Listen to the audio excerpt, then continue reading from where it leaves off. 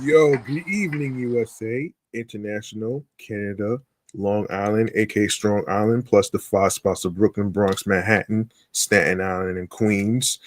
This is your man. This is your man and homie, G Money Stacks, aka the Gregonator, your host with the most, misunderstood lonely nomad, YouTuber, creator, Queens, New York native, who is also a New York Mets fan from the neck of the woods of Laurelton, Queens, New York. And yes, you're now rocking with me by listening, streaming, tuning in, and watching the 139th episode of the entertainment review show Meticulous Vibe Juice Podcast. Live and direct in the comfort space of my room, StreamYard, and YouTube. If you miss any episodes whatsoever, please feel free to subscribe to the podcast YouTube channel page. Spread the word to your friends. Leave a like and a comment along with the topics that's being talked about and reviewed and all that great stuff. I hope y'all had a great week.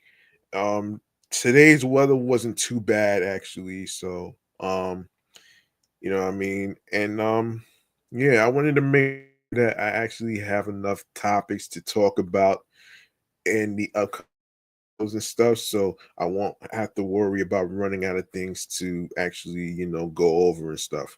So, that's why I had to, spread everything out with the music history, the music histories in hip hop as far as people's albums, discographies.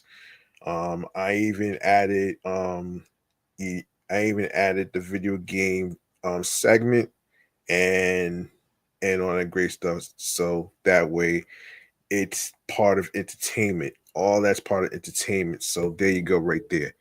So listen, how about we cut to the chase?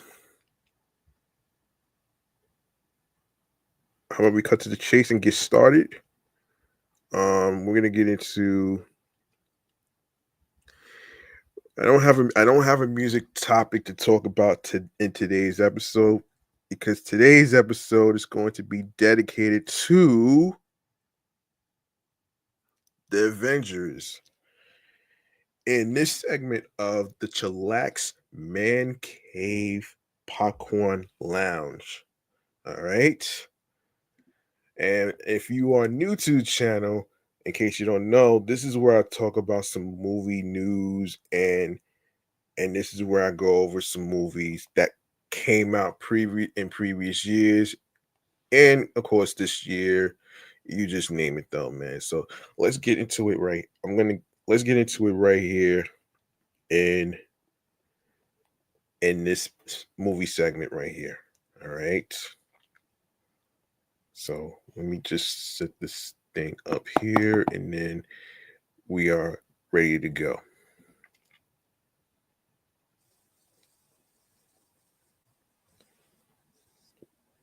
All right. Here we go.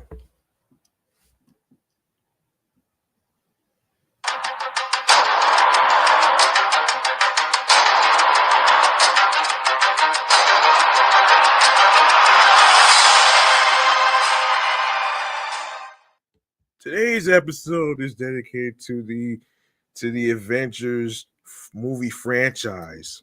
All right. So we're going to start off with the first one. So let's start there.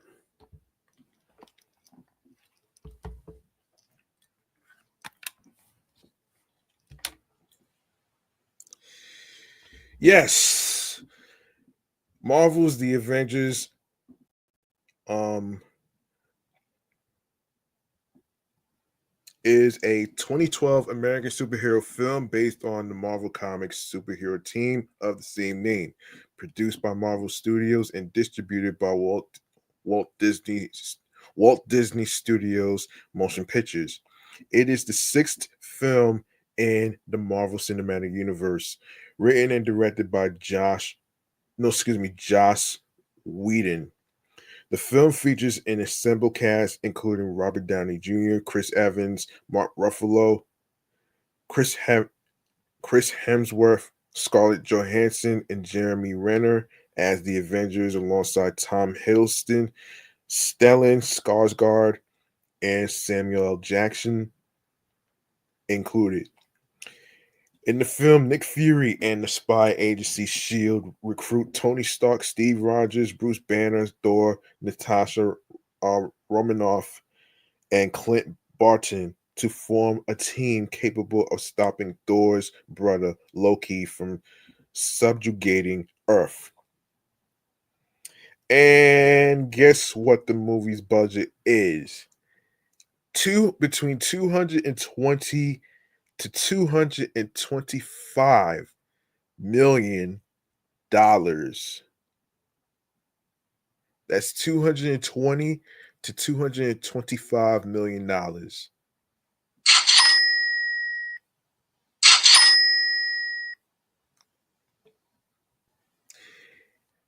All right. So the film's development began when Marvel Studios received a loan from Merrill Lynch in April 2005. After the success of the film Iron Man in May 2008, Marvel announced that the Avengers would be released in July 2011 and would bring together Stark, Rogers, Banner, and Thor from Marvel's previous films, with the signing of Johansson as Romanoff in March 2009.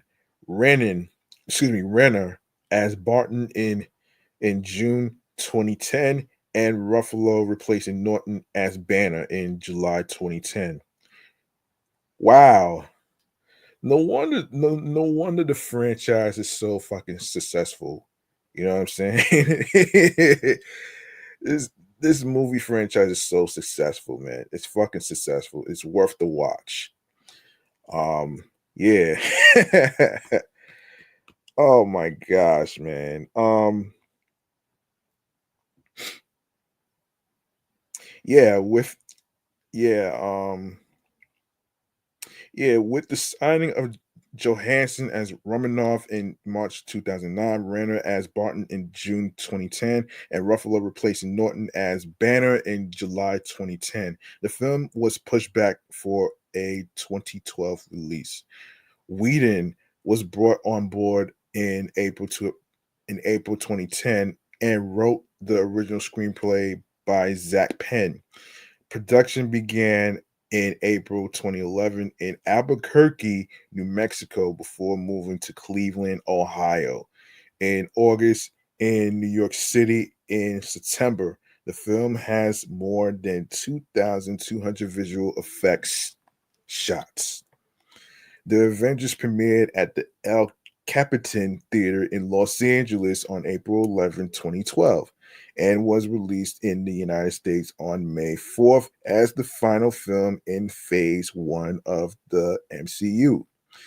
The film received praise for Whedon's direction and screenplay, visual effects, action sequences, acting, and musical score. It grossed over $1.5 billion worldwide, setting numerous box office records and becoming the third highest grossing film of all time at the time of its release and the highest grossing film of 2012. Wow. Wow. It was the first Marvel production to generate $1 billion in ticket sales. In 2017, The Avengers was featured as one of the 100 greatest films of all time in an Empire magazine poll. Wow. All right. Hmm.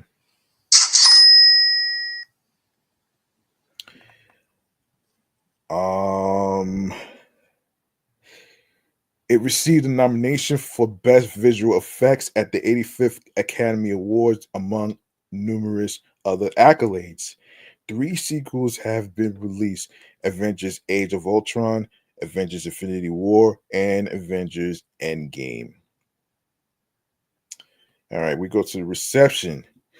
All right, the box office, the Avengers grossed $623.4 million dollars in the United States and Canada and $895.5 million dollars in other territories for a worldwide total of 1.5 $1.519 billion, making it the third highest grossing film of all time, the highest grossing film of 2012, the highest grossing comic book adaptation, the highest grossing superhero film, the highest grossing film ever released by Walt Disney Studios at the time of its release. The film's worldwide opening of $392.5 million ranked as the the fourth largest. Shit. That's what I call fucking success, man. The Avengers also became the fifth film also distributed by Disney and the 12th film overall to earn more than $1 billion. It reached this milestone in 19 days, matching the record previously set by Avatar and Harry Potter and the Deathly Hallows Part 2. Its grosses exceeded its estimated $220 million production cost 12 days after its release. It was the first Marvel production to generate $1 billion in ticket sales. United States and Canada, the film became the third grossing, the third highest grossing film of all time. The highest grossing film of 2012, the highest grossing film distributed by Disney, the highest grossing superhero film, the highest grossing film based on comics. It opened Friday, May 4th, 2012 on around 11,800 screens across 4,349 theaters, earning $80.8 million, marking the second biggest opening and second biggest single day gross. The film's Friday gross included an $18.7 million midnight run, a record for a superhero film. Without midnight grosses, the film earned um, the largest opening day gross, which is $62.1 million. It also set records for Saturday and Sunday grosses, $69.6 million and $57.1 million, respectively. In total, it earned 207,438,708 for its debut weekend, setting an opening weekend record, including an IMAX opening weekend record of $15.3 million and a record for opening weekend grosses originating from 3D showings, $108 million. The opening weekend audience was evenly split between those under and over the age of 25, with 60% male, 55% couples, 24 families, and 21% teenagers. Earning $103.1 million on its second weekend, the film set a record for the largest second weekend gross. Other records set by the film include the biggest weekend per theater average for a wide release, $47,698 per theater, the fastest film to reach $100 million, and each additional $50 million through $550 million, and the largest cumulative gross through every day of release until and including its 43rd day. It remained in first place at the box office for three consecutive weekends. The film set a record for the highest monthly share with its $532.5 million total through May 31st, 2012, accounting for 52% of the total earnings at the box office during May. Yeah. Um, by the end of its second day, the film's gross exceeded that of all 8 films that had reached $100 million after 2 days. Other territories, um, the film became the third highest grossing film of all time, the highest grossing Disney distributed film, the highest grossing film of 2012, and the highest grossing superhero film as well. It opened on Wednesday, April 25th, 2012, in 10 countries, earning $17.1 million. It expanded to 29 more countries on April 26th and 27th, grossing $73.1 million in 3 days. By Sunday, April 29th, it had amassed an opening weekend total of $185.1 million from 39 countries. It maintained its first place position at the box office for 4 consecutive weekends. The film set opening day records in New Zealand, Malaysia, and Iceland, as well as single day records in the Philippines as well. It also achieved both single and opening day records in Singapore and Thailand. Additionally, it earned the second highest grossing opening day in Australia, $6.2 million, Mexico, the Philippines, and Vietnam. Furthermore, it established opening weekend records in numerous territories, including Mexico, Brazil, Ecuador, Bolivia, Taiwan, and the Philippines, Hong Kong, the United Arab Em- Emirates, Argentina, Peru, and Central America. It also secured the second largest 5 day opening in Australia, to $20.2 million. In the United Kingdom, the film earned 2.5 million euros, which is $4.1 million on its opening day, and 15.8 million euros, which is $25.7 million over the weekend, setting a new opening weekend record for a superhero film. It emerged as the market's highest grossing superhero film. In Latin America, it set records as the highest grossing film, $207 million, and the first film to surpass $200 million.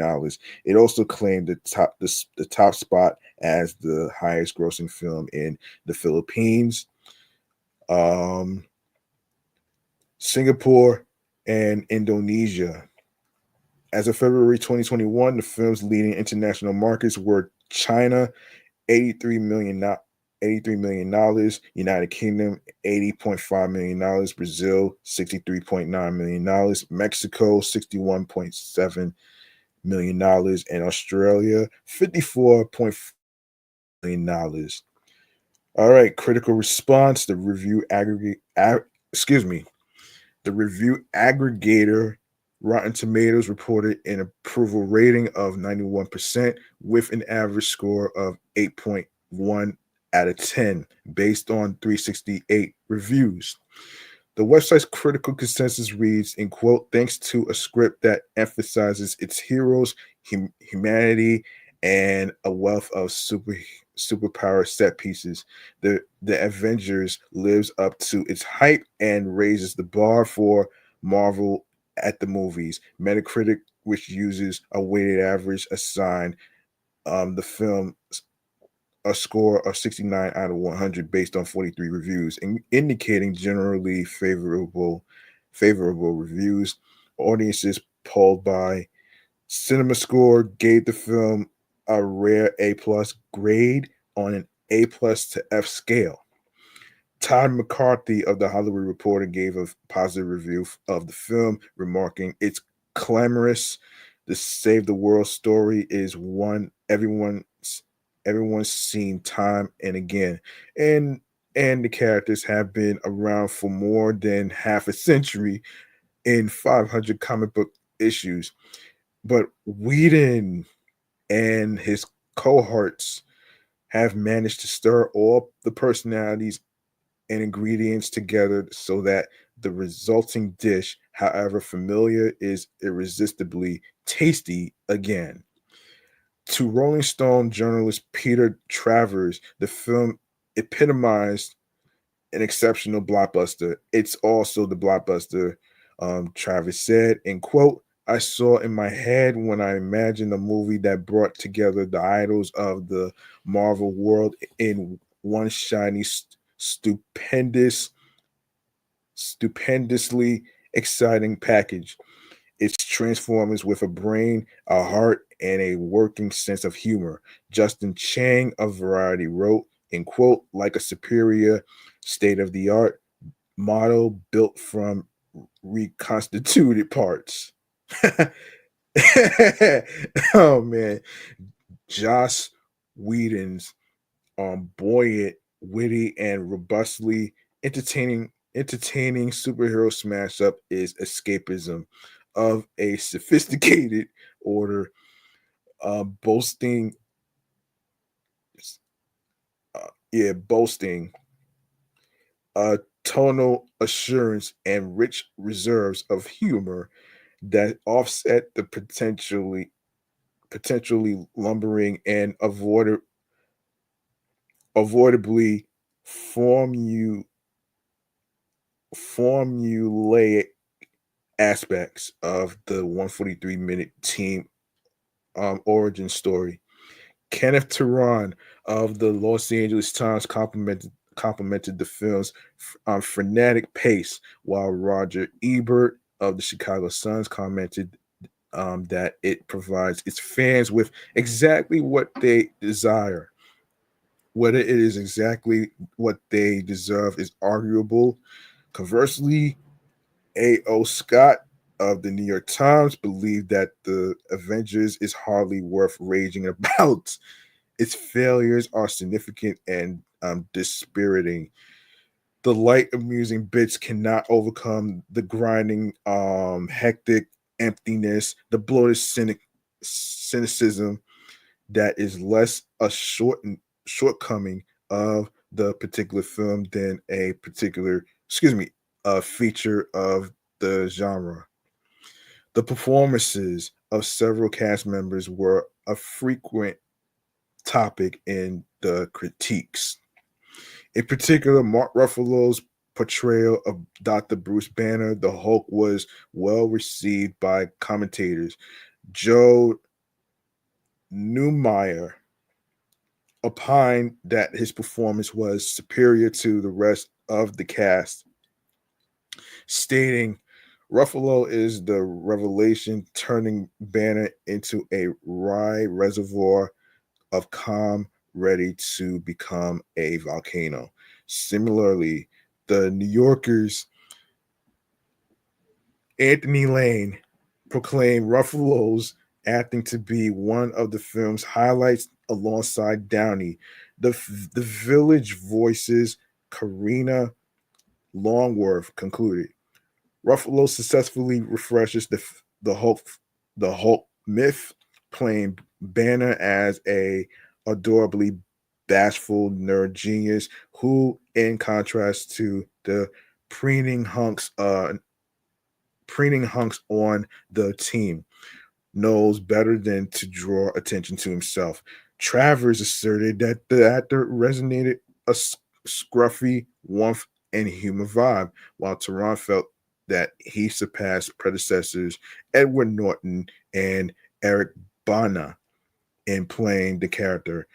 Owen Gleiberman of Entertainment Weekly wrote that the smartest thing the filmmakers did was to get Mark Ruffalo to play Bruce Banner as a man so sensitive that he's at war every moment with himself. And the film finally solved the Hulk problem. He's a lot more fun in small doses. Referring to Downey, Joe Morgenstein of the Wall Street Journal, despite complimenting Downey's performance, favored his work in Iron Man over his acting in the Avengers.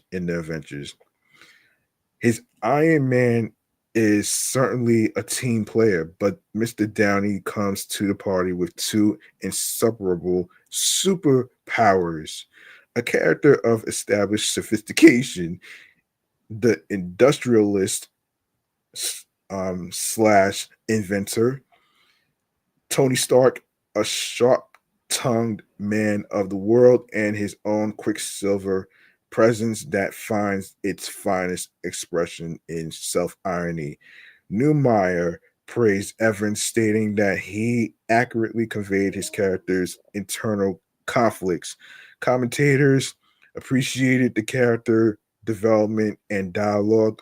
Associated Press reviewer Christy Lemire wrote that the script sparkles as brightly as the special effects.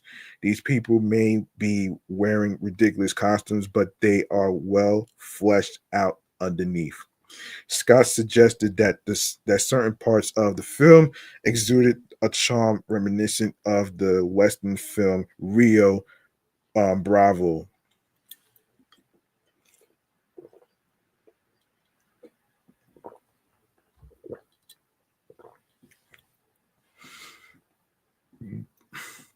Longhorn, excuse me, Longworth felt that while Whedon's script delved into the backstory of the characters, the film did not explore it in a substantive way. And the accolades, of course. So at the 85th Academy Awards, the Avengers received a nomination for Best Visual Effects. The film's other nominations include Annie Awards, winning one, a British Academy Film Award, and three Critics' Choice Movie Awards. In 2017, it was featured as one of the 100 greatest films of all time in Empire magazine's poll of the 100 greatest movies. All right, let's go to Age of Ultron. Avengers Age of Ultron is the sequel to the first film. It is a 2015 American superhero film based on the Marvel Comics superhero team, the Avengers. Um, Produced by Marvel Studios and distributed by Walt Disney Studios Motion Pictures. It is the sequel to the Avengers 2012 and the 11th film in the Marvel Cinematic Universe. Um, Written and directed by Joss Whedon, the film features an assembled cast including Robert Downey Jr., Chris Hemsworth, Mark Ruffalo, Chris Evans, Scarlett Johansson, Jeremy Renner, Don Cheadle, Aaron Taylor Johnson, Elizabeth Olsen, Paul Bettany, Cobby Smulders, Anthony Mackie, Haley Atwell, Idris Alba, Linda Nelly, Stellan Skarsgård, James Spader, and Samuel Jackson. In the film, the Avengers fight Ultron, an artificial intelligence created by Tony Stark and Bruce Banner, who plans to bring about world peace by causing human extinction. Yeah, and of course, obviously, with a budget. Oh wow! Wait a second. Wait a second. Wait. So the budget for the film. Wait a second here. I'm a little confused with this. So the budget of the film is $365 million, and yeah. So let me just yeah, so a sequel was announced in May 2012 after the successful release of the Avengers, with Whedon set to return as writer and director in August. He updated Ultron's origin for the film to involve the MCU's Avengers team and introduce the characters um, Pietro and Wanda Maximoff, to whom Marvel shared the rights with 20th Century Fox.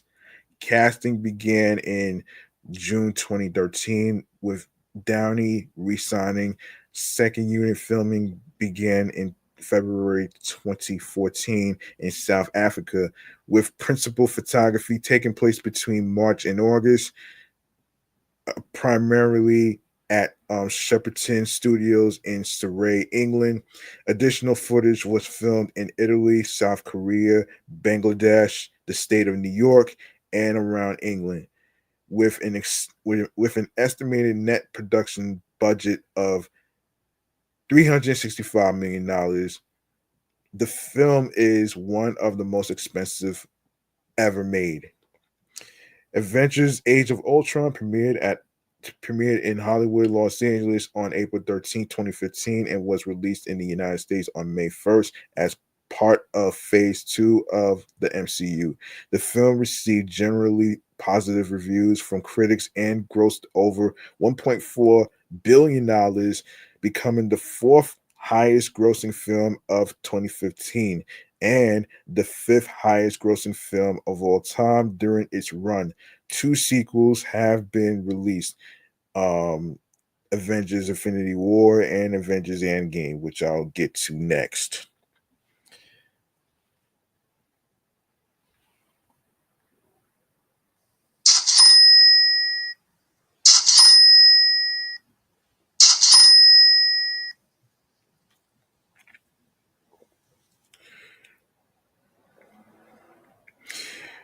All right.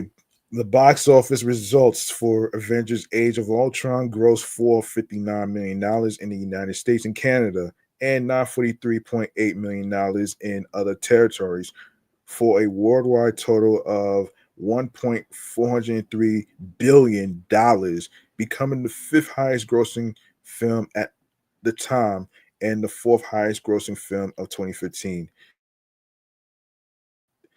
That's fucking success right there, man. That's fucking success right there, man. Um, yeah, Avengers Age of Ultron's worldwide opening um of $392.5 million was the seventh largest ever. The film set a worldwide IMAX opening weekend record with $25.2 million, previously held by The Dark Knight Rises, and also broke the record for the fastest movie to make over $40 million in IMAX theaters, doing so in 12 days. Wow. Shit. According to some analysts, the opening weekend box office gross was lower than expected because of the weekend's featured boxing match between Floyd Mayweather Jr. and Manny Pacquiao. Deadline Hollywood calculated the film's net profit as $382.32 million, accounting for production budgets, marketing, talent participations, and other costs.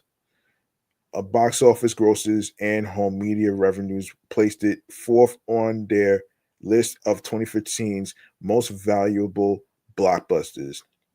On May 15th, 2015, Avengers Age of Ultron became the 21st film in cinematic history, the third Marvel Studios film, and the eighth film distributed by Disney to cross the $1 billion threshold at the box office. United States and Canada, Avengers Age of Ultron earned $84.46 million on its opening day, marking the biggest opening day for a superhero film and the second biggest opening in second biggest single day gross, behind Harry Potter and the Deathly Hallows Part 2, 2011. $91.7 million. The film's Friday gross included $27.6 million from Thursday night, which began at 7 p.m., and the sixth highest ever for Thursday preview earnings and the highest among Marvel films. The film totaled $191.3 million in its opening weekend, the third highest gross behind Jurassic World 2015, $208.8 million. The Avengers $207.4 million. It also saw the second highest IMAX opening weekend total with $18 million, behind The Dark Knight Rises. That's okay. Um, that's okay. Um, a record $13.5 million from premium large format theaters, and the highest share for the first weekend in May, accounting for 85% top 12 box office total earnings, previously held by Spider-Man 3 in 2007. Of those in attendance, the first weekend, 59% were male, 41% were female, and 59% were over the age of 25. In its second weekend, the film fell 59%, earning 77.6, which was the second weekend gross behind the Avengers, $103 million. Both were surpassed a month later by Jurassic World's $106.6 million. It holds the record for the the second biggest loss between first and second weekends, with 100, $113.6 million, only behind Deathly Hallows Part 2's $121 million loss between its first and second weekends in 2011. It became the third highest grossing film of 2015. All right, so other territories. Avengers Age of Ultron earned $200.2 million in its first weekend from 44 countries, opening in first in all, which was 44% above its predecessor's opening. Additionally, the film saw the largest non-China international IMAX opening with $10.4 million. The top earning countries were South Korea, $28.2 million, the United Kingdom, $27.3 million, and Russia, $16.2 million. The film broke records in many countries, including opening day records in Mexico, $6.8 million, the Philippines, $1.6 million, and Indonesia, $900,000. Opening weekend records in Mexico, $25.5 million, Russia and the CIS, $16.2 million, Hong Kong, $6.4 million, and the Philippines, $7.7 million, and the highest opening weekend for a superhero film in the United Kingdom, $27.3 million, Germany, $9.3 million, Sweden, Norway, and the Netherlands. In the United Kingdom, where Age of Ultron was filmed, it earned $5.4 million on its opening day and $27.3 million during the weekend, setting an opening weekend record for a superhero film. Marvel's biggest opening in Britain, the biggest April opening, and the 8th biggest debut. It also set the best single day earning for a Disney and superhero film with its 9.4 haul on Saturday. In South Korea, also where part of the film was shot, the film earned $4.9 million on its opening day and 28.2 through the weekend. $28.2 million through the weekend. It held the record for advanced ticket sales rate, accounting for 96% of tickets reserved, breaking Transformers Dark of the Moon's 2011 record of 94.6% in 2011, the widest release ever. Across 1,826 screens, Also breaking Dark of the Moon's 1,420 screens and the fastest imported film to surpass 1 million admissions, doing so in 2 days. It topped the box office for three consecutive weekends and became the biggest Disney Marvel release, as well as the second biggest Western film in the country. The Chinese opening scored the biggest weekday opening day, as well as the biggest Disney Marvel opening with $33.9 million dollars, and the second biggest 6 day start with $156.3 million dollars, behind Furious 7 2015, of which $17.5 million dollars came from IMAX theaters, the biggest ever.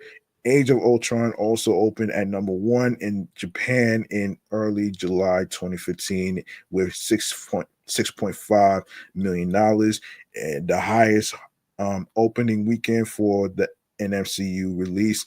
As of March 10th, 2019, it is the ninth highest grossing film and the fourth highest grossing film of 2015. Its largest markets were China, $240.1 million dollars, and the United Kingdom, $75.5 million dollars, and South Korea, $72.3 million dollars.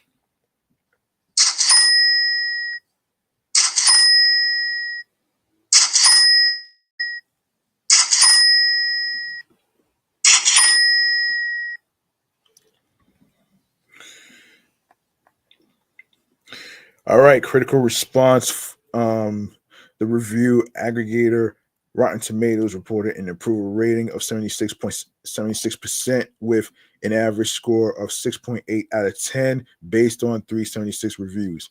The website's critical consensus reads exuberant and eye popping. Avengers Age of Ultron serves as an overstuffed but mostly satisfying sequel, reuniting its predecessors' unwieldy cast with a few new additions and a worthy foe. Metacritic, which uses a weighted average, assigned the film a score of 66 out of 100 based on 49 critics, indicating um generally favorable reviews. Audiences polled by CinemaScore gave the film an average grade of A on an A plus to F scale. And those at Post Track gave the film a 90% overall positive score and a 79% recommended. Todd McCarthy of The Hollywood Reporter said Avengers Age of Ultron succeeds in the top priority of creating a worthy opponent for its superheroes and giving the latter a few things to do. But this time, the action scenes don't always measure up.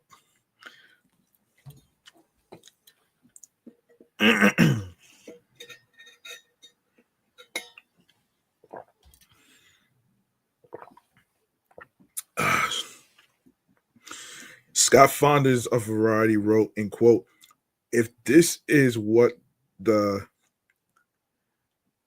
apotheosis, aptheo, apotheosis, yeah, apotheosis, yes, big studio entertainment has come to look like in 2015, we could be doing much worse. Unlike its title character, Age of Ultron most definitely has soul. Writing for the Chicago Sun-Times and giving the film 3.5 out of 4 stars, Richard Roper said. Someday an Avengers film might collapse under the weight of its own awesomeness.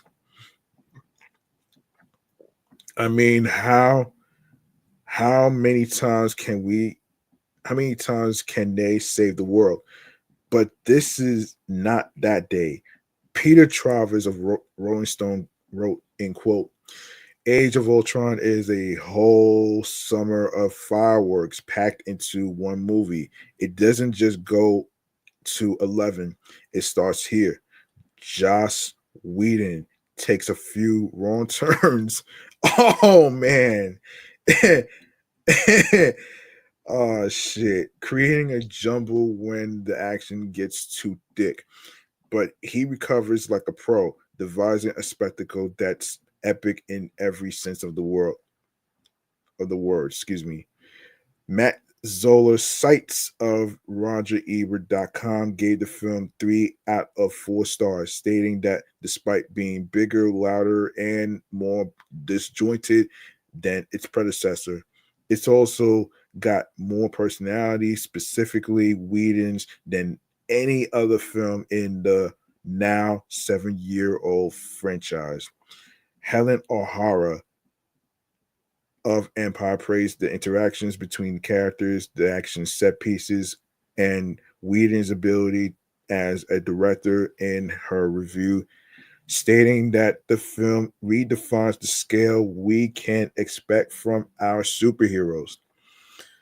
Conversely, Kenneth Torrin of the Los Angeles Times said, although this movie is effective moment to moment, very little of it lingers in the mind afterwards.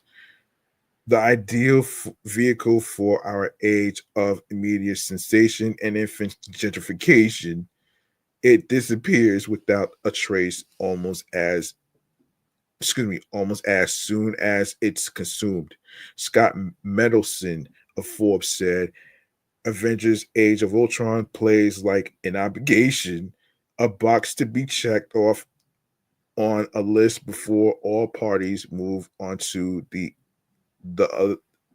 onto the things they really want to do.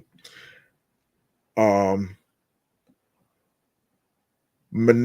Dargis of the New York Times wrote, in quote, this Avengers doesn't always pop the way that the first one sometimes did, partly because its villain isn't as memorable as Mr. Spader's silky threat. Camilla Long of the Sunday Times remarked 2 hours of boredom and boobs add up to a sorry basis for the new adventures. Oh shit. Oh shit. That's messed up. That's fucked up, man. Oh man. Um Much like the release of the Guardians of the Galaxy, the film received mixed reviews upon release in China due to poor translations. The translations, which were said to be too literal, were thought to have been done by Google Translate. Oh boy. Let's see. All right, so let's go over the accolades and stuff. So, double ACTA awards. The move. The So Christopher Townsend, Ryan Stafford, Paul Butterworth, and Matt Estella got a nomination for Best Visual Effects or Animation, and of course, Michael uh, Balog, Jim Van Allen, Florent Andorra, and George Kaltenbrunner for so Sokovia's Destruction. One for outstanding achievement for animated effects in a live action production for the Annie Awards. Uh, and then yeah, so there you have it right there. This is and there's a few people um that also got a nomination, which I'm not going to be able to pronounce, so please forgive me. So Jacob Pistecki, Gang Trin, Craig Penn, um, Michael Cordell, and Yar Gutierrez for the Hulk. Peter Tan, Boone Yiki, Lim Sacchio, Nishiyama,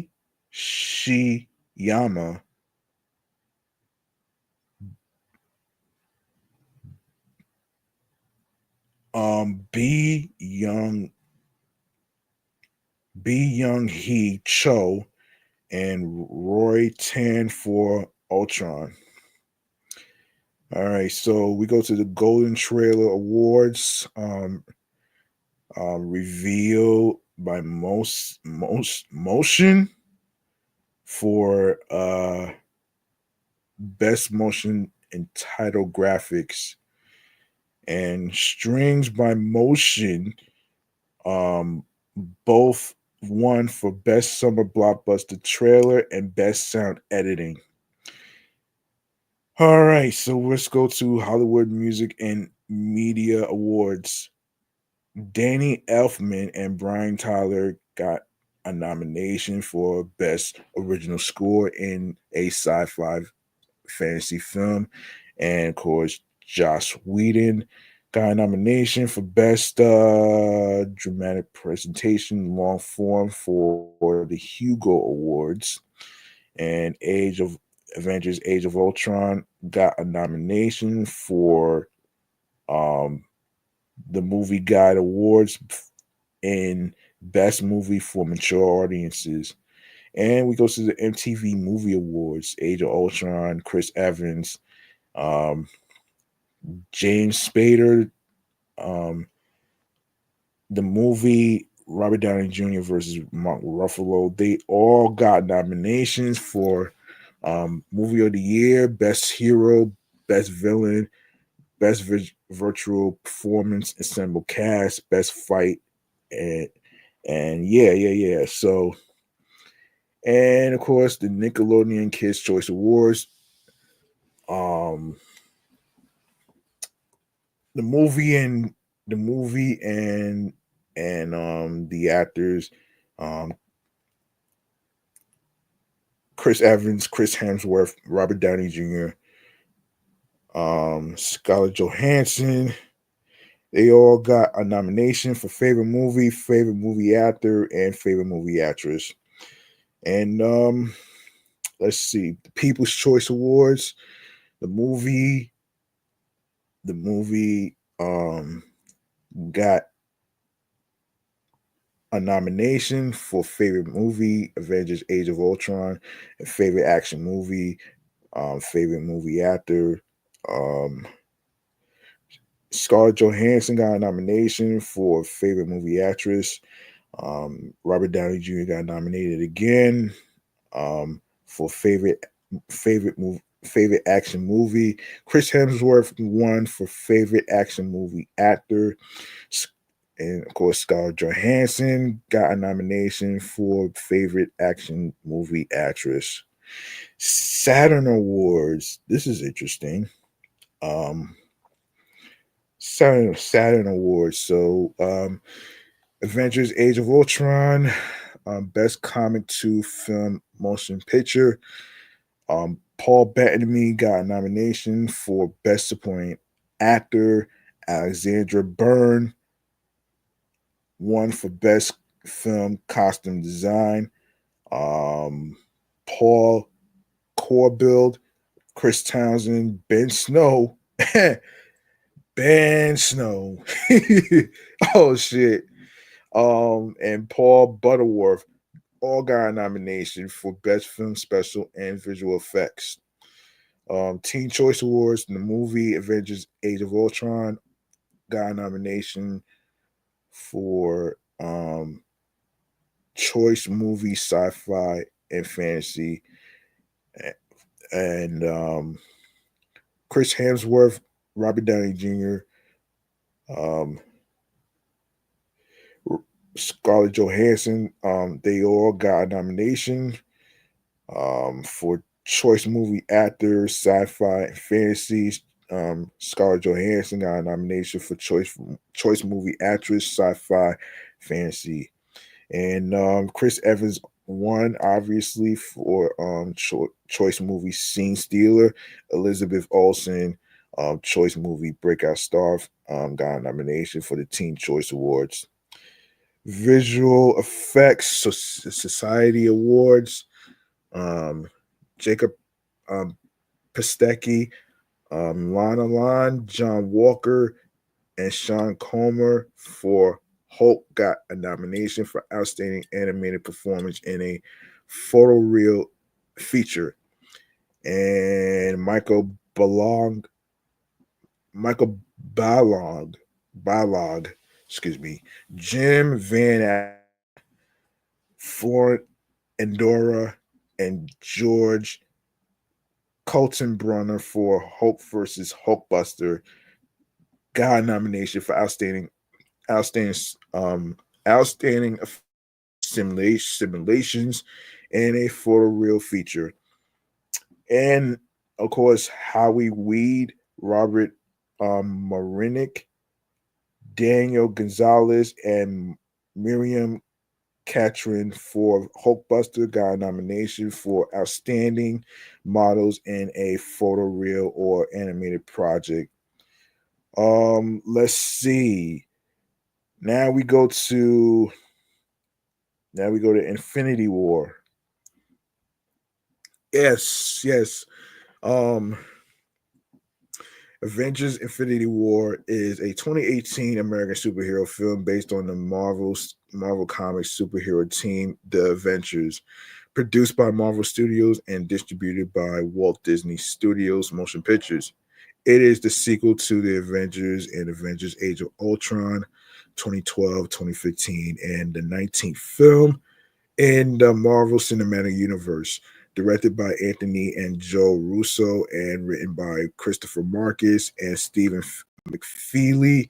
The film features an assembled cast including Robert Downey Jr., Chris Hemsworth, Mark Ruffalo, Chris Evans, Scarlett Johansson, Benedict Cumberbatch, Don Cheadle, Tom Holland, Chadwick Boseman, late great Chadwick Boseman, Paul Bettany, Elizabeth Olsen, Anthony Mackie, Sebastian Stan, Denai Guerrera, Letitia Wright, Dave Bautista, Zoe Saldana, um, Josh Brolin, and Chris Pratt.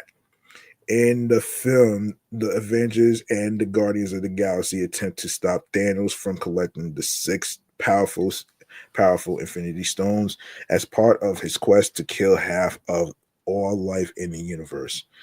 Jeez Louise, man. The film was announced in October.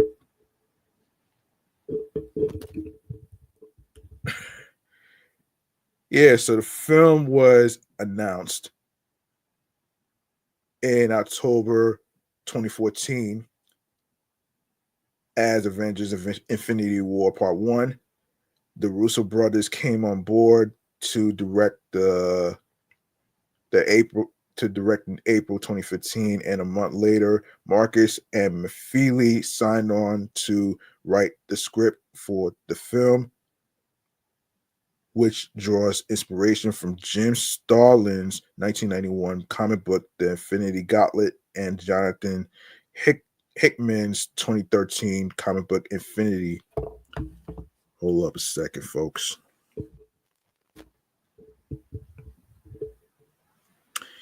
Yeah. Oh, okay, we good. Um, let's see. In 2016, Marvel shortened the title to Avengers Infinity War. Filming began in January 2017 at Pinewood Atlanta Studios in Fayette County, Georgia, with a large cast consisting mostly of actors reprising their roles from previous MCU films, including Brolin as Thanos. The production lasted until July 2017, shooting back to back with a direct sequel to Avengers Endgame, which will be next. Additional filming took place in Scotland, the downtown Atlanta area, and New York City. With an estimated budget of 325 to 400 million dollars, the film is one of the most expensive films ever made. God damn. Avengers Infinity War premiered at the Dolby Theater in Hollywood, Los Angeles, on April 23rd, 2018, and was released in the United States on April 27 as part of Phase 3 of the MCU.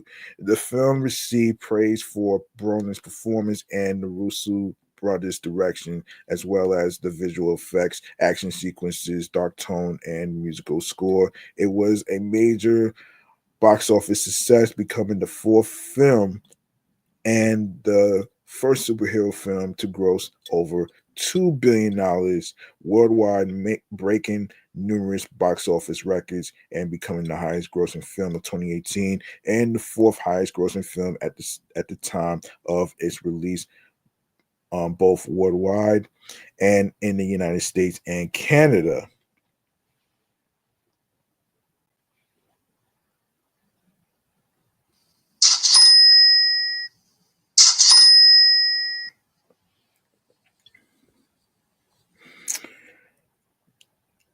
All right. It received a nomination for Best 91st Academy Awards, among numerous other accolades. The sequel, Avengers Endgame, was released in April 2019. I'll go over that next. All right, so I didn't want to go over the marketing,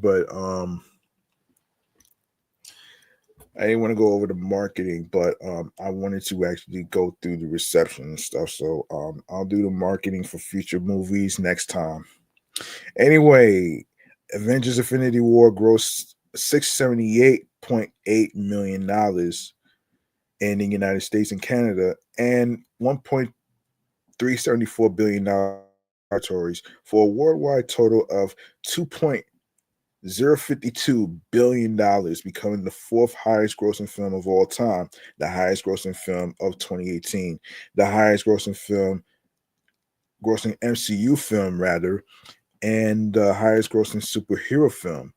Its worldwide opening weekend of $640.5 million was the biggest of all time, beating the Fate of the Furious's $541.9 million in 2017. It was later beat by its sequel, Avengers Endgame, which grossed $1.222 billion in its opening weekend. It was the fastest film to make $1 billion at the worldwide box office, doing so in 11 days to eclipse Star Wars The Force Awakens 2015 record of 12 days. Also, in its second weekend, Infinity War passed $13.5 million from 4DX screens, which was the all-time record for the format.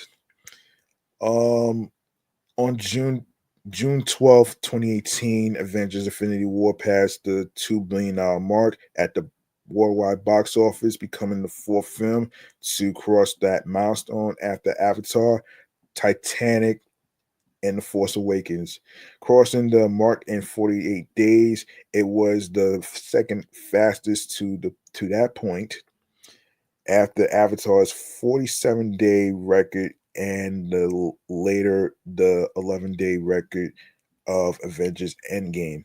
With $140 million worldwide from IMAX, the film is the third largest worldwide in the format.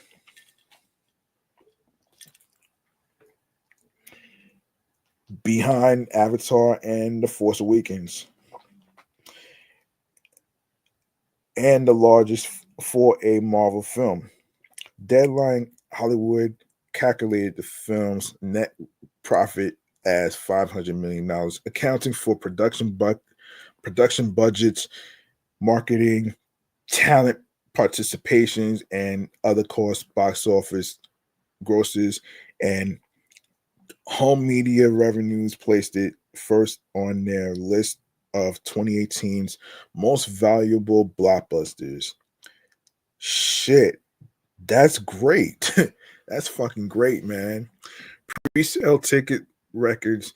In December 2017, a survey from Fandango indicated that Infinity War was the most anticipated film of 2018. Fandango later reported that Infinity War achieved the largest initial 24-hour ticket pre-sales for a superhero film, taking just 6 hours to surpass the previous 24-hour record set by Black Panther.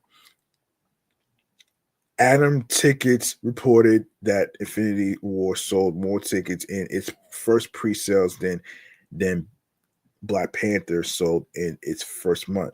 Within 72 hours, the film generated the largest pre-sales for any superhero film at AMC theaters, with its advanced ticket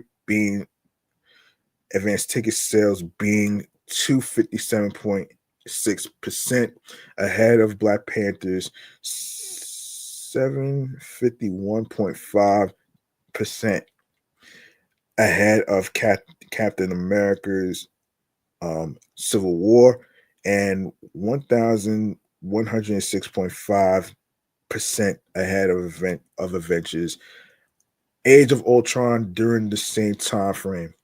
2 weeks before its release, Fandango revealed that advanced ticket sales for Infinity War were outpacing the last 7 MCU films combined in the same time frame, and had become the company's top April release. It was also on pace to become the top superhero film. A week before the film release, the Wall Street Journal said the film has sold more than $50 million worth of advanced tickets behind only The Force Awakens and Star Wars The Last Jedi 2017. With Fandango reporting that more than 2,500 showtimes had sold out on Atom tickets, Infinity War had the most pre-sale volume, selling 7% higher than The Last Jedi and 250% higher than Black Panther at the same point in their sales. Adam also reported that ticket sales for Infinity War were doubling daily the week of its release, the fastest rate of increase the service has seen for any MCU title. United States and Canada, Avengers Infinity War earned $106.7 million on its opening day in the United States and Canada, including $39 million from Thursday night previews, for an opening weekend total of $258.2 million. The Thursday night preview earning was the best for an MCU film, beating Avengers Age of Ultron's $27.6 million, and the fourth best of all time behind The Force Awakens' $57 million, The Last Jedi $45 million, and Harry Potter and the Deathly Hallows Part 2 2011 $43.5 million. Fandango reported that $14 million and $10 million of the $39 million came from ticket pre-sales from the company. The opening day gross was the second best ever behind The Force Awakens, $119.1 million. Its Saturday gross of $83 million was the best ever Saturday gross, beating Jurassic World's $69.6 million, and its Sunday gross of $69.2 million was the best ever, beating The Force Awakens $60.5 million. The total weekend gross became the highest grossing opening weekend, beating The Force Awakens $248 million. IMAX contributed $22.5 million to the opening weekend gross, which was the best opening for a Marvel film in the format and the third biggest opening behind The Force Awakens, $30 million, and The Last Jedi, $24.7 million. AMC reported that the film had the highest Friday and Saturday box office gross for a single title in the company's history, while Fandango reported that approximately $84 million worth of tickets were sold through the service, approximately 30%, which was the highest share of the weekend box office for any film in the company's history. Avengers Infinity War earned an additional $25 million the Monday after its opening, which was the highest grossing Monday in April, beating Furious 7 in 2015, $14 million, and the second best Monday gross for an MCU film after Black Panther, $40.1 million. The next day, it earned $23.5 million, which was the highest grossing Tuesday for an MCU film, beating Black Panther. Yikes. $20.8 million in the highest grossing Tuesday in May, beating the Avengers $17.6 million. It also tied The Force Awakens for the fastest to reach $300 million at 5 days. The film remained number one in its second weekend, earning $115.5 million, which was the second best weekend ever after The Force Awakens, $149.2 million. Infinity War. Infinity War also surpassed $400 million in the weekend, doing so in 9 days, becoming the second fastest film to reach that mark again after The Force Awakens. 8 in its third weekend, Infinity War remained number one at the box office and became the second highest film to surpass $500 million, doing so in 15 days behind The Force Awakens' 10 days. The weekend also saw its total domestic IMAX gross become $48.1 million, which was the highest for any MCU film. The film's fourth weekend saw it come in second behind Deadpool 2, and in its fifth, it finished third behind Solo: A Star Wars Story 2018. So 2018 and Deadpool 2. By May 23rd, Infinity War surpassed $600 million, becoming the second fastest, film to do so in 26 days, after The Force Awakens, 12 days. It remained in the top 10 through its ninth weekend. In the United States and Canada, it went on to become the fourth highest grossing film of all time, and the second highest grossing superhero film behind Black Panther. Other territories includes outside the United States and Canada. The film earned $382.7 million from 52 markets, opening number one in all, and became the number two opening internationally behind The Fate of the Furious, $444.2 million. IMAX contributed $18.5 million, which was the best opening outside of the US, Canada, and China, surpassing The Force Awakens, $17.5 million. All-time opening weekend records were set in South Korea, $39.2 million. Mexico, $25.4 million. Brazil, $19.1 million. India, for a Western release, 18.6%. The Philippines, $12.5 million. Thailand, $10 million. Indonesia, $9.6 million. Malaysia, Hong Kong, Vietnam, Central America, Peru, Chile, Ecuador, Venezuela, Bolivia, South Africa, Turkey, and the United Arab Emirates and West Africa, with many also setting opening day records. France had the biggest superhero opening in the market with $17.7 million, as did Denmark, Finland, Norway, Portugal, and Sweden. The United Kingdom earned $8.9 million, which was the biggest MCU opening day and third highest opening day for a Disney film. It would go on to earn $41.4 million for the weekend, which was the third highest of all time and the second highest Disney opening. Argentina had the second highest opening day of all time, while Germany had the best superhero film opening day of all time, ultimately earning $14.7 million, which was the best superhero opening ever. Many other European countries and in the Middle East also broke superhero film records. Japan had the second highest opening for an MCU film with $9 million, and Australia had the second highest opening weekend ever with $23.2 million. Oh, wow. Avengers Infinity War remained number one in its 54 markets in its second weekend. The $4.9 million opening day in Russia was the biggest of all time. However, there was some controversy with the film's release in that country.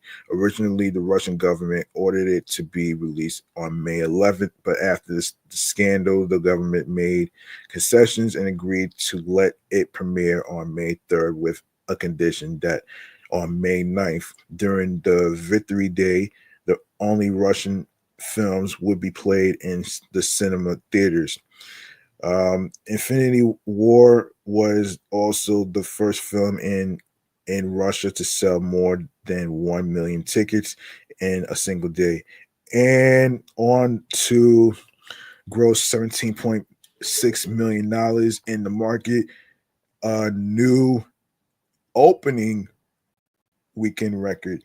IMAX contributed $2.2 million in the market, which was also an opening weekend record.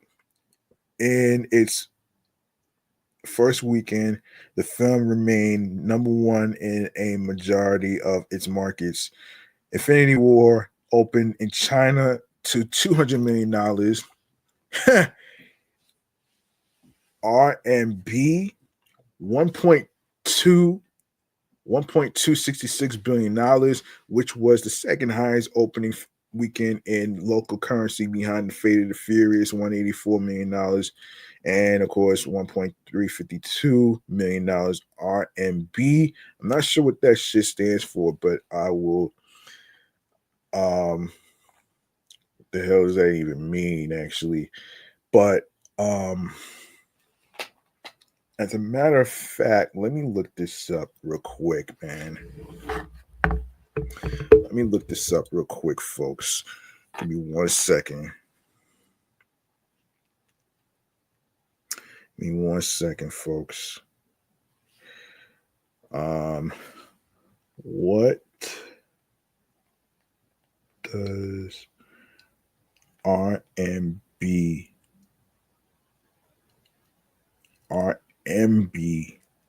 stand for? Yeah.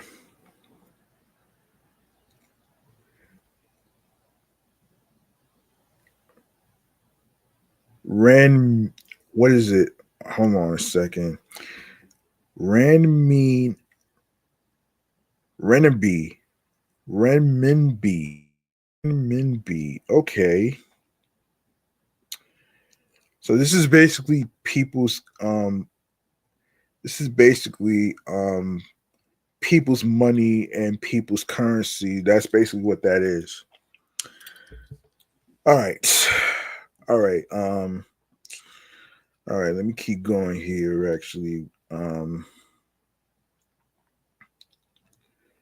Yeah, let me keep on going here. Let's see.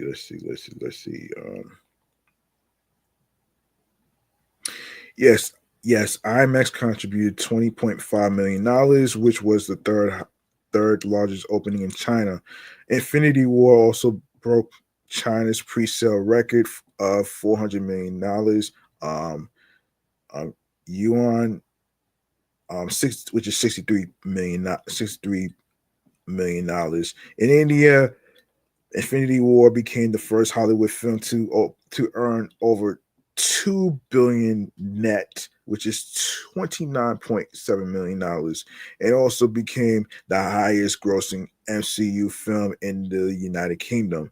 In its sixth weekend, the film became the highest grossing MCU film in Japan with $33.33 million.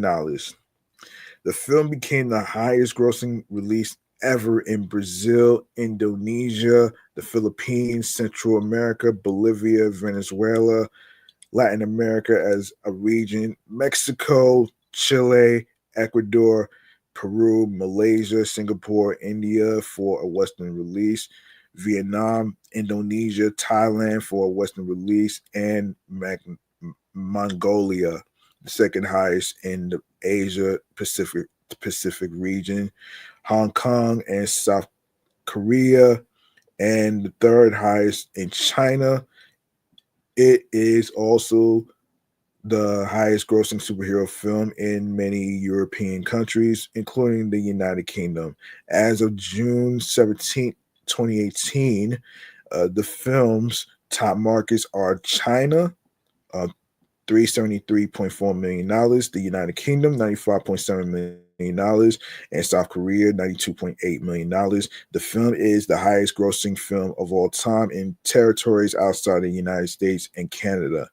All right, now we go to the critical response. The review aggregated Rotten Tomatoes reported an approval rating of 85% with an average score of 7.6 out of 10 based on 492 reviews. The website's critical consensus reads: Avengers Infinity War ably juggles a dizzying array of MCU heroes in the fight against their gravest threat yet, and the result is a thrilling, emotionally resonant blockbuster that mostly realizes its gargantuan ambitions. Metacritic, which uses a weighted average, assigned the film a score of 68 out of 100. 68 out of 100 based on 54 critics, indicating generally favorable reviews. Todd McCarthy of the Hollywood Reporter praised the writers and directors' ability to balance the large cast of characters, saying they, under the supervision of Marvel Films maestro Kevin Feige, um, acknowledged the traffic jam of egos and play it for laughs. There's a rumor about Kevin Feige actually leaving Marvel Studios. I don't know how accurate and true that is. I would have to look into that for my other podcast as well. So yeah, acknowledge the traffic jam. Yeah, Owen Gleiberman of Variety concurred, stating Infinity War is a brashly entertaining jamboree. Wow, that's fucking interesting.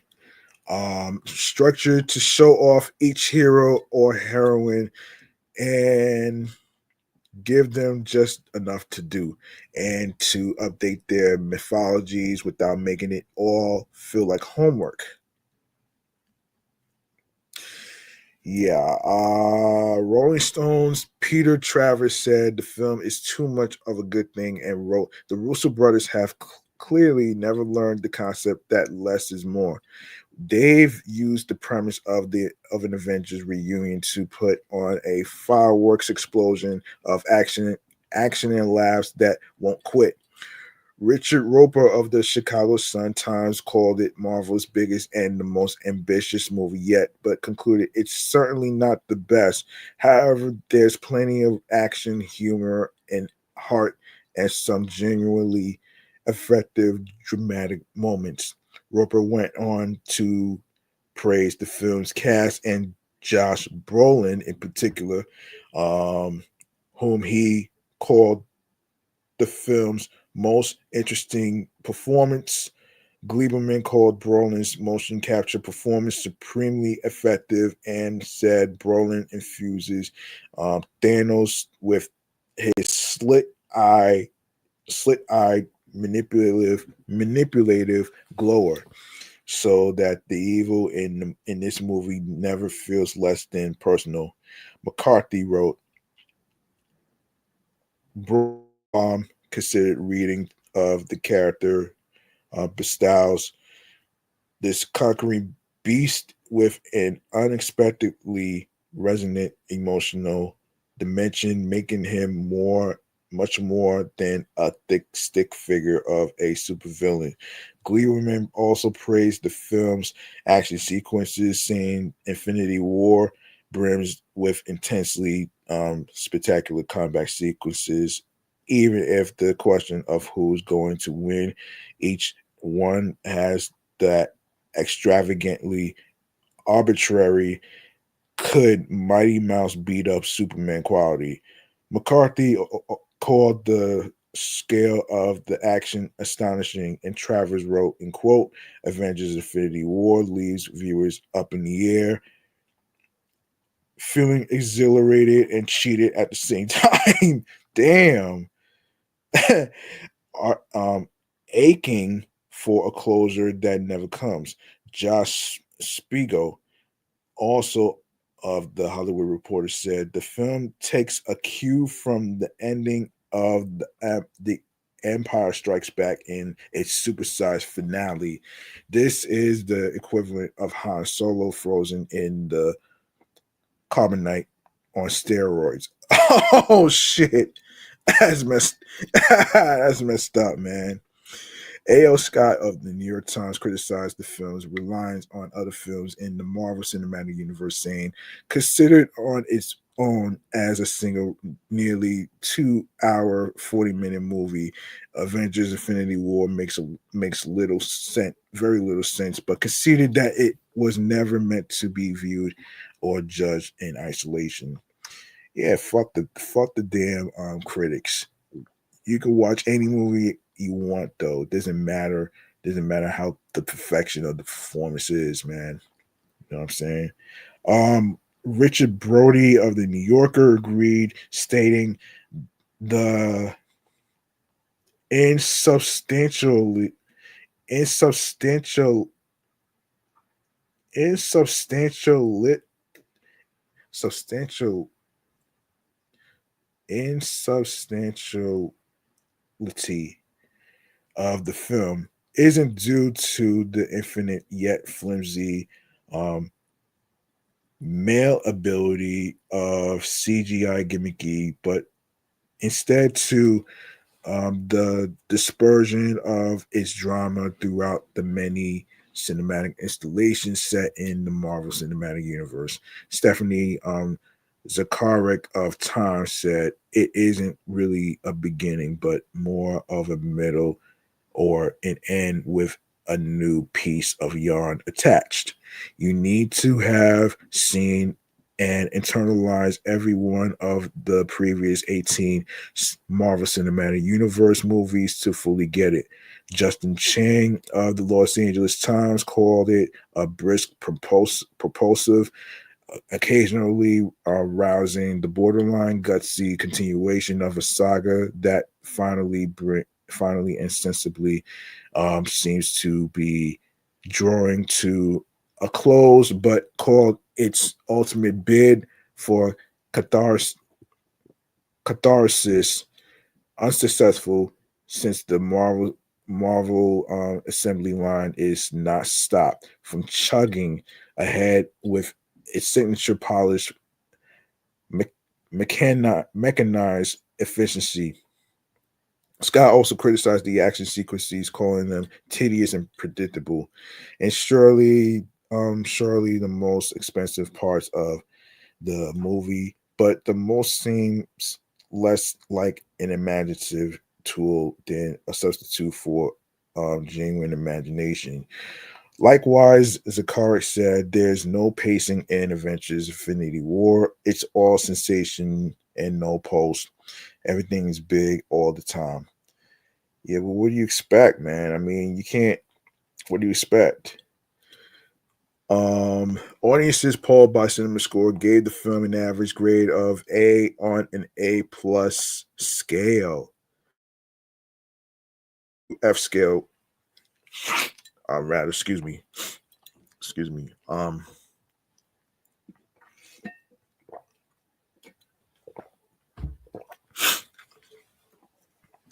And those at Post Track gave the film an 87% overall positive score and a 68% definite recommend. American YouTube personality Tony Nem Mitchell watched the film 103 times in theaters, a world record. When Mitchell's streak was gaining media awareness around his 44th viewing, he noted that IMAX reached out to give him 50 free tickets to continue the streak. Damn, that shit is crazy. That shit is crazy, man. And the Russo brothers invited him to Endgame's premiere. Mitchell said this was the way he wanted it to support Marvel and the Russo brothers. 17-year-old Karen Harvey from Staffordshire um, also watched the film in theaters 100 times. What the fuck? 100 times? Damn.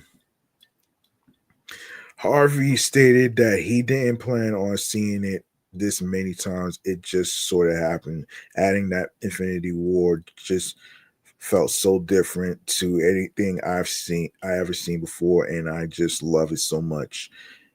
Have been going as much as I can. Damn, son.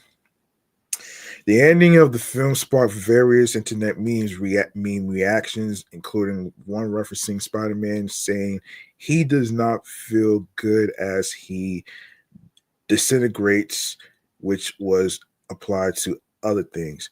The website Did Thanos Kill Me was created for fans to see if they would have been spared by Thanos or not. The ending also spawned the creation of the Reddit subreddit. Oh gosh, Thanos did nothing wrong. A user within the subreddit suggested that half of the approximately 20,000 subscribers at the time be banned from the subreddit in order to mimic the events of the film.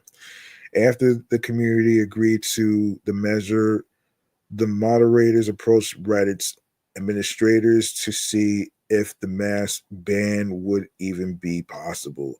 Once the administrators agreed to the random ban of half the subscribers, it was set to occur on July 9th, 2018. Notice of the impending ban made the subreddit subscribers increased to 700,000, including both of the Russos who subscribed. Ahead of the ban, Brolin posted a video saying, "Here we go, Reddit users," and ending it with a snap. Over 60,000 people watch a live Twitch stream of the ban occurring, which lasted several hours. The ban of over 300,000 accounts, which included Anthony Russo, was the largest in Reddit's history. Those banned then gathered in the new subreddit. Yeah. Yeah, that's crazy. That's really crazy. That's really crazy to hear.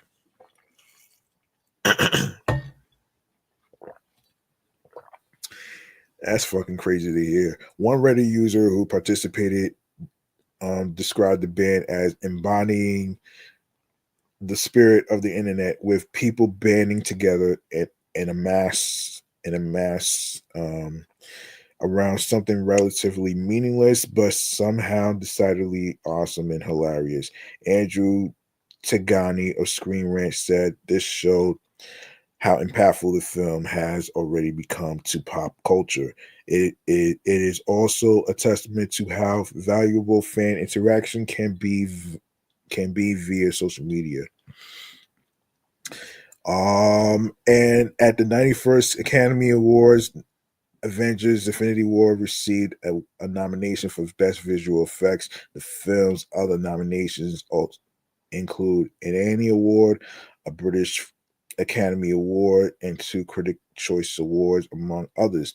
In 2020, Infinity War was ranked seventh in an Empire magazine poll for the 100 greatest films of the 21st century. And of course, last but not least, Avengers Endgame. Yes, Avengers Endgame is a 2019 superhero film based on the Marvel Comics superhero team, The Avengers, produced by Marvel Studios and distributed by Walt Disney Studios Motion Pictures. It is the direct sequel to um, Avengers Infinity War and the 22nd film in the Marvel Cinematic Universe. Directed by Anthony and Joe Russo and written by Christopher Marcus and Stephen McFeely. The film features an ensemble cast which includes Robert Downey Jr., Chris Evans, Mark Ruffalo, Chris Hemsworth, Scarlett Johansson, Jeremy Renner, Don Cheadle, Paul Rudd, Brie Larson, Karen Gillian, Denai Guerrera, Benedict Wong, John Favreau, Bradley Cooper, Gwyneth Paltrow, and Josh Brolin. In the film, the surviving members of the Avengers and their allies attempt to reverse Thanos' actions in Infinity War, which erased half of all life in the universe. And wow. Yeah, the film was announced in October 2014 as Avengers Infinity War Part 2, but Marvel Studios later removed this title. The Russo brothers joined as directors in April 2015, with Marcus and McFeely signing on to write the script a month later. And it is a conclusion to the story of the MCU up to that point, ending the story arcs of several main characters. The film's plot revisits several months from earlier films, bringing back actors and settings from throughout the franchise. Filming began in August 2017 at Pinewood Atlanta Studios in Fayette County, Georgia, shooting back to back with Infinity War and ended in January 2018. Additional filming took place in the metro and downtown Atlanta areas, the state of New York, Scotland, and England. The official title was announced in December 2018 with an estimated budget of $356 to $400 million. The film is one of the most expensive films ever predicted. Oh wow. There you go.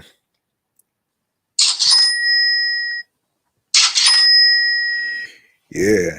Um yeah,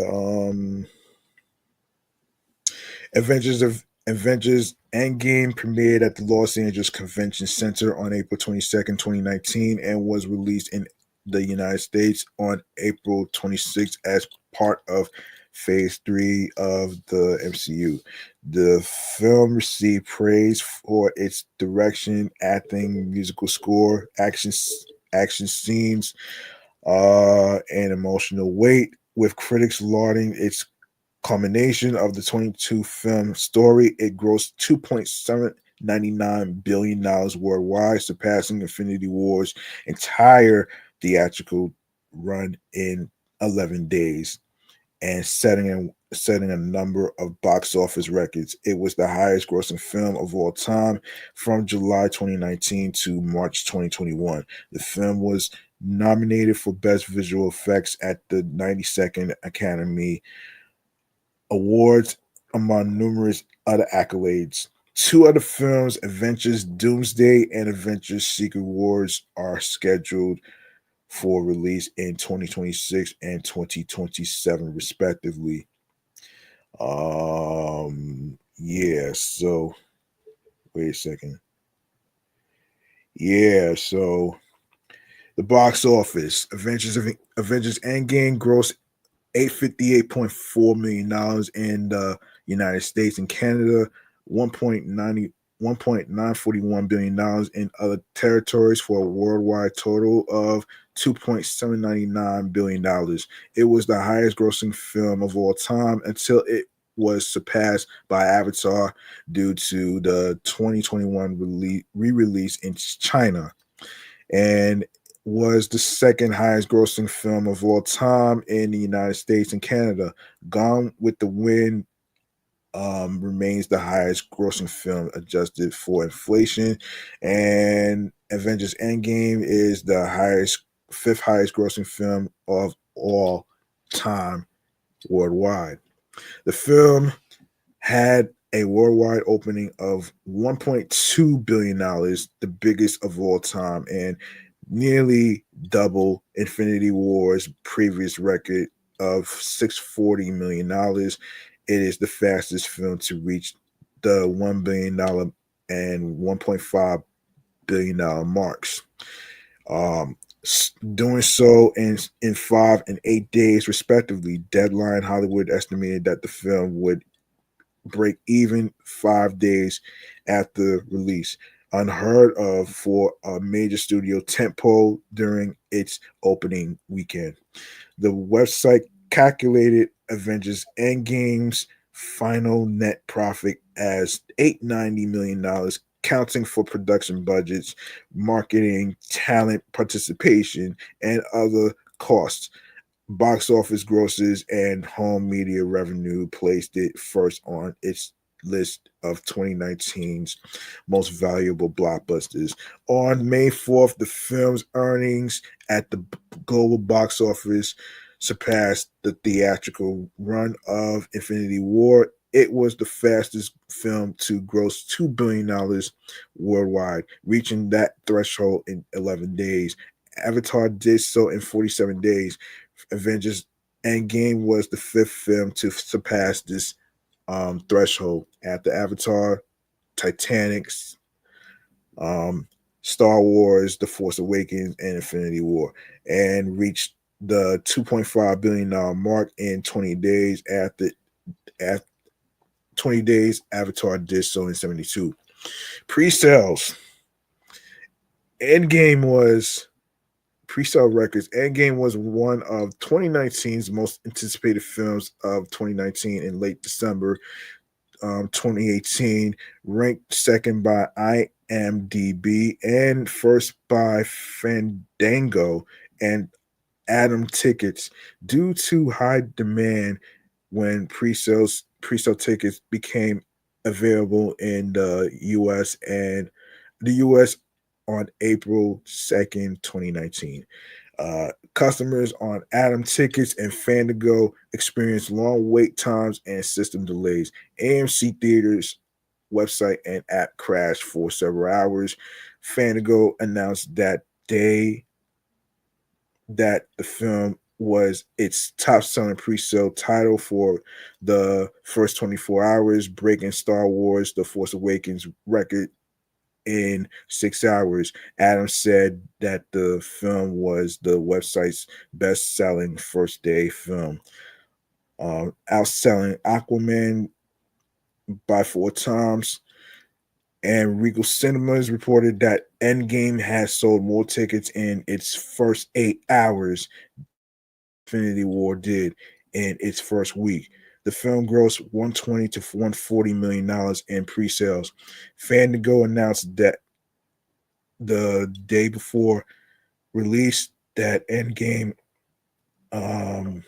was the biggest pre-selling title of all time, surpassing The Force Awakens with over 8,000 sold out showtimes across the U.S.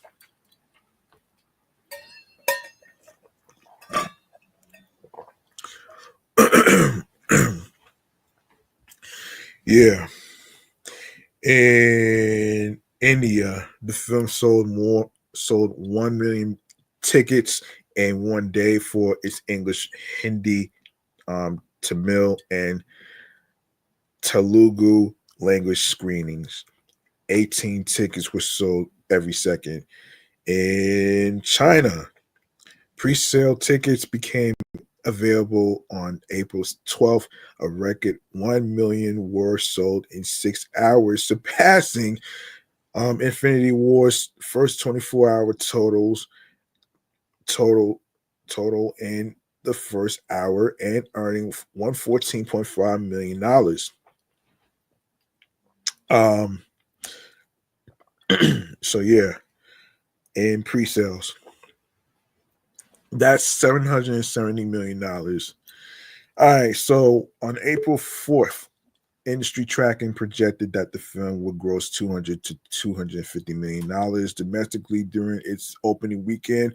Some insiders saw those figures as conservative and expected a 260 $300 million debut by the week of its release. Um, Domestic estimates had risen to 260 to $270 million, and some insiders suggested that a $300 million debut was possible. The film played in 4,662 theaters, 410 of which were in IMAX. It was the widest release ever, surpassing the record of Despicable Me 3's 2017, 4,529 theaters. Avengers Endgame earned $357.1 million in its opening weekend, breaking Infinity Wars record by nearly $100 million. It set records for Friday, $157.5 million, including $60 million from Thursday night previews. Saturday, $109.3 million, and Sunday, $90.4 million totals, and had a higher total weekend gross than the previous box office high of all films combined, 300 $314 million. The film earned an average of 76,601 per theater, breaking records for highest per theater average for a nationwide release, $59,982 for um Force Awakens, and an inflation adjusted record held by Return of the Jedi, approximately 66,400, set in 1983. It earned $36.9 million the following Monday and $33.1 million on Tuesday, both the third highest of all time. In its second weekend, the film made $147.4 million, the second best weekend ever, for a 10-day total of $621.3 million.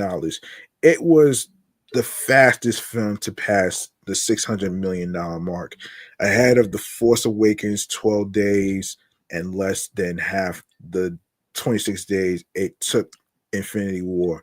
The film grossed $64.8 million the following week, the fourth best third weekend ever. It passed $700 million mark, tying the Force Awakens record of 16 days.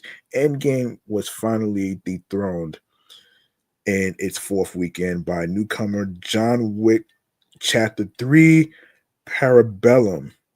It earned $17.2 million the following weekend, a total of $22.3 million over the 4-day Memorial Day weekend, crossing the $800 million threshold domestically. The film was added to 1,040 theaters during its 10th weekend re-release, and earned $6.1 million, and an increase of 207% from the previous weekend. It earned $1.2 million in its 13th weekend, breaking Avatar's all-time record.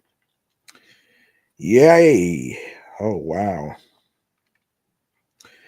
And let's go. I'm just go straight to. I'm gonna just go straight to the accolades, man. So at the 92nd Academy Awards, Avengers Endgame received a nomination for Best Visual Effects. The film's other nominations include an Annie Award, which it won, a British Academy Film Award, and three Critics' Choice Movie Award, winning two. Its Wikipedia page was the most viewed article of 2019 with 44.2 million views.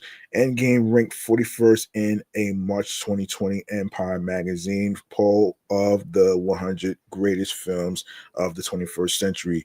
And Avengers assembling moment was one of the five finalists for an Oscars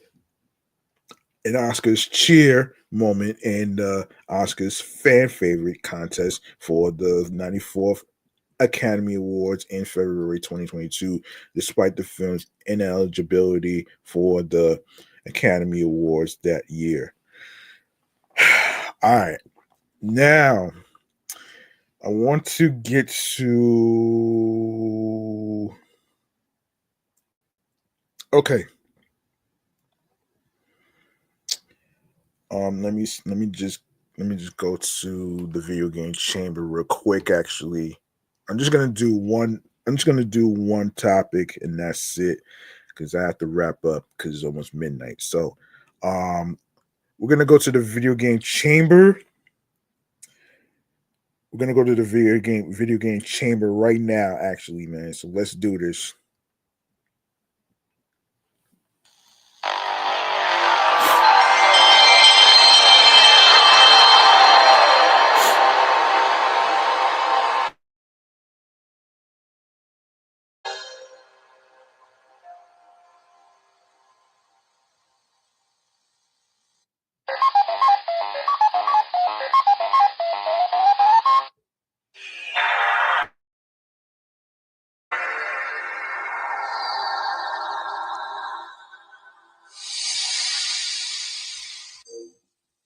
All right, man.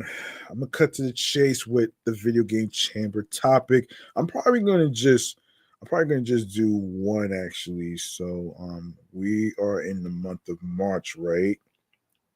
Yeah, we're in the month of March. So let's get into I want to get into the month of March actually, because this is crazy. This is one of those things that um this is one of those things that just came out of the blue. All right, so all right, let's get to um, hold on a sec.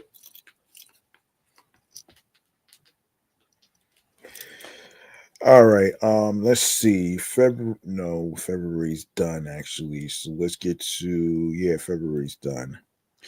All right, so on March 6th, it's time to buddy up for another co-op adventure from Hazellight, the studio behind It Takes Two and A Way Out. This time, it's Split Fiction, which sees a sci-fi and fantasy author getting stuck in virtual reality and undergoing a bunch of bizarre adventures, including but not limited to getting turned into pigs who are subsequently turned into hot dogs and cooked on the grill, though the hot dogs are still playable. Best of all, um, buying one copy lets two people play online together.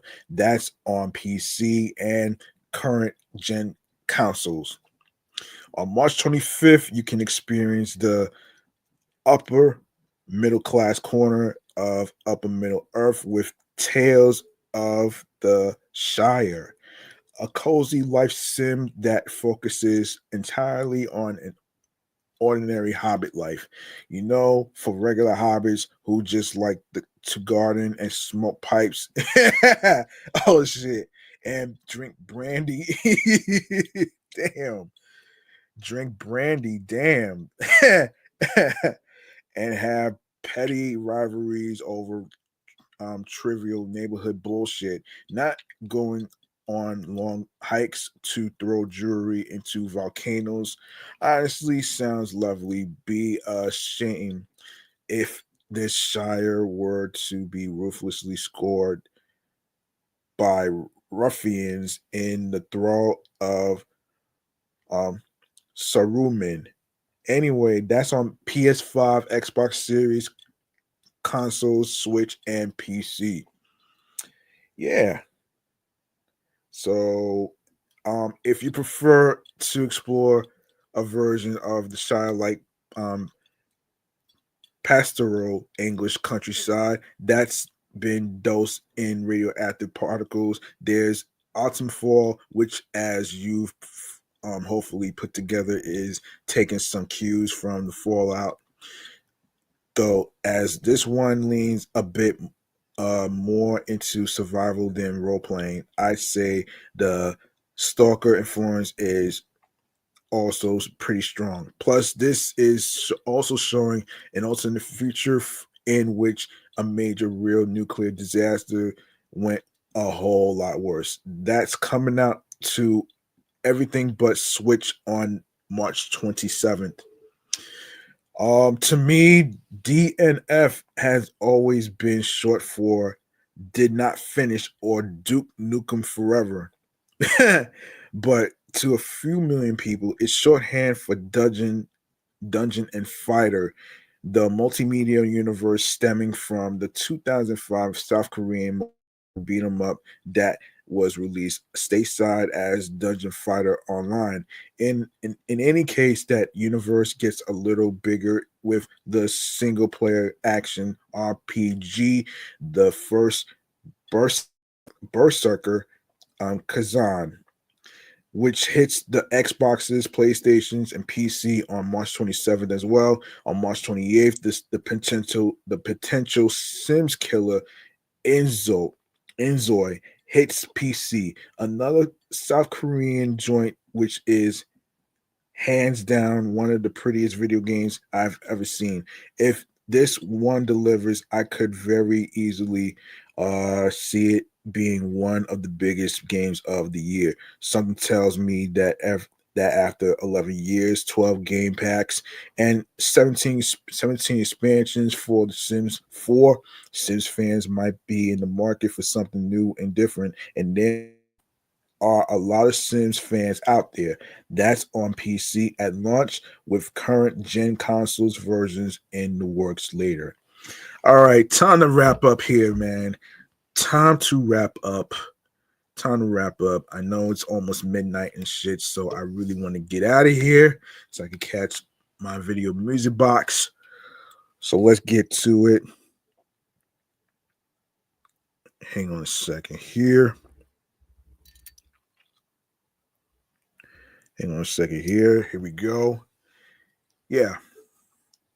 All right. So this last one is going to be, the routine. This is going to be the last segment of the show. So we're gonna get to stream choices on the go. Let's do this.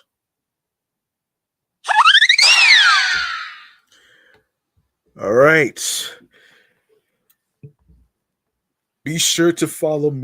Be sure to follow the entertainment review show Meticulous Vibe Juice podcast on Blue Sky Social, alongside with Facebook, Threads, Instagram, alongside with my other podcast shows that's also on Blue Sky, um, Facebook, Threads, and Instagram, which includes my Sports Edition show, Excellent Fun Vibrant Talks podcast, and the Comedy Off the Meat Rack Chains New York Avenue podcast as well. And you can also follow me on the gram. I'm also on Threads as well. You can also follow me on the gram. You can also follow me on Blue Sky Social, and of course, and of course, you can follow me on the gram, which is G Money Stacks 555 in Queens, New York. And of course, you can also go to the link in bio where it says Linktree um Meticulous Vibe Juice podcast. You're gonna see a whole list of streaming platforms where you can stream, listen, and of course watch episodes on every streaming platform. I will gladly go over where you could which platforms the episodes are going to be dropped at, and yeah. So let's go to Audible, Odyssey, Amazon Music, Breaker, Bullhorn FM, Castbox FM, Deezer, Listen Notes, Moon FM Podcast, Overhaul FM Podcast, Player FM, Pocket Cast, Podfriend, Podhound, Podopolo, Podorama, Podcast Index, Podcast Addict, Podchaser, Podverse, Podcast Guru, Podvine, Snip, Spotify for podcasters. You can also comment on Spotify for creators on the topics in each episode whatsoever. And of course you can go to Tune In Radio, Fountain Radio, Radio Public, iHeartRadio, the number one app where you can listen to your favorite singers, rappers, radio stations, and of course podcasts and episodes where you can listen to podcasts and episodes for free. You don't need a credit card or debit card to download iHeartRadio. All you need to do is follow the podcast, not only on iHeartRadio, but the other streaming platforms that I just mentioned just now. And do the same with YouTube. Make sure you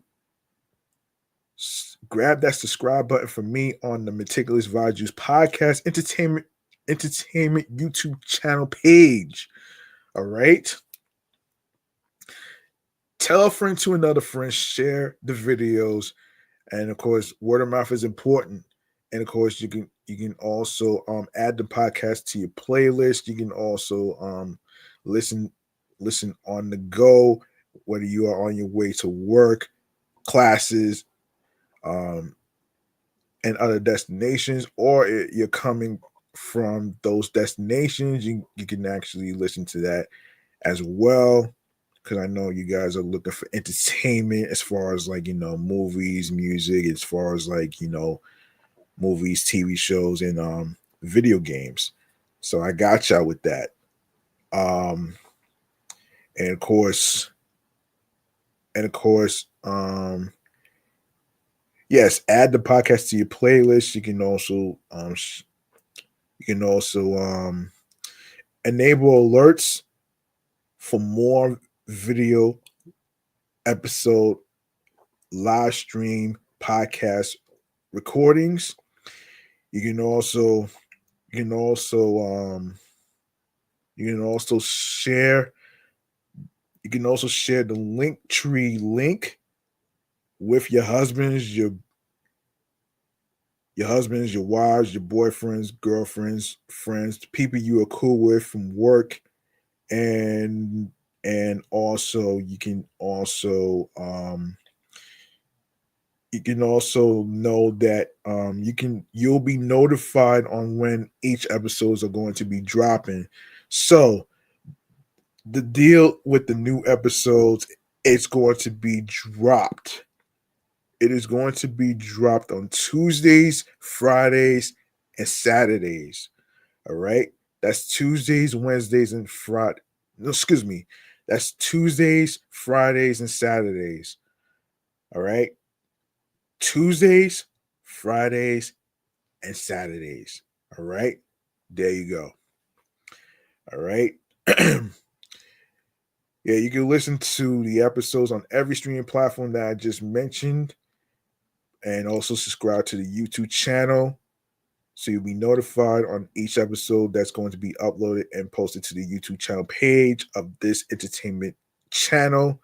And of course, you can listen, stream, and you can also let your friends know by sharing, listening, streaming, and watching new episodes on every streaming platform wherever you get to listen, stream, and watch your podcast.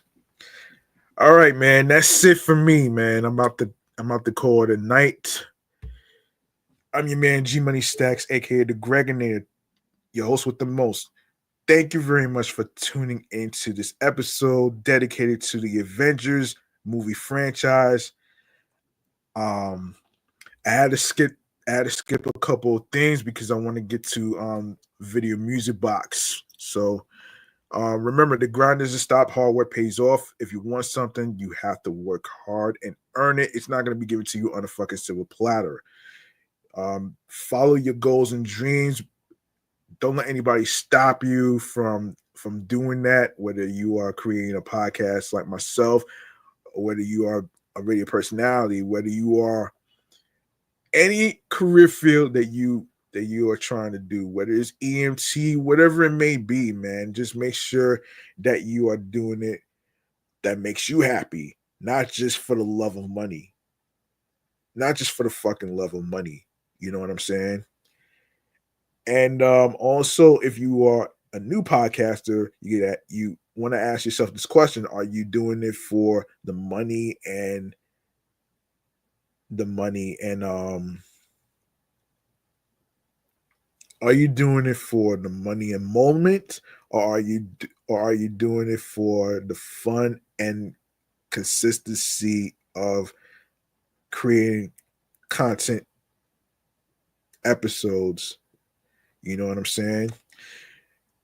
And look, man, be at your own pace, man. You don't have to worry about SEOs. You don't have to worry about being competitive to other podcasters and stuff. And you just want to be at your own pace and your own lane. You know what I'm saying? So yeah, man.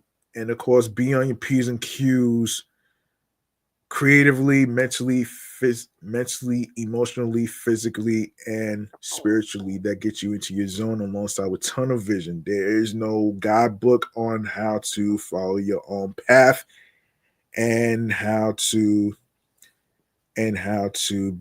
be successful, and of course following your journey. You don't um you don't need a fancy recording studio to actually do your podcast episode recordings. All you need is a laptop, some headphones, alongside with a microphone. Be yourself behind the microphone at all times. Don't try to be nobody else but you. So there you go, right there, man. I appreciate every single one of y'all for taking the time to get to listen to this entertainment review show podcast, Meticulous Vibes podcast. I appreciate y'all. You could have listened to any podcast in the whole world, but you chose to listen to this entertainment podcast right here.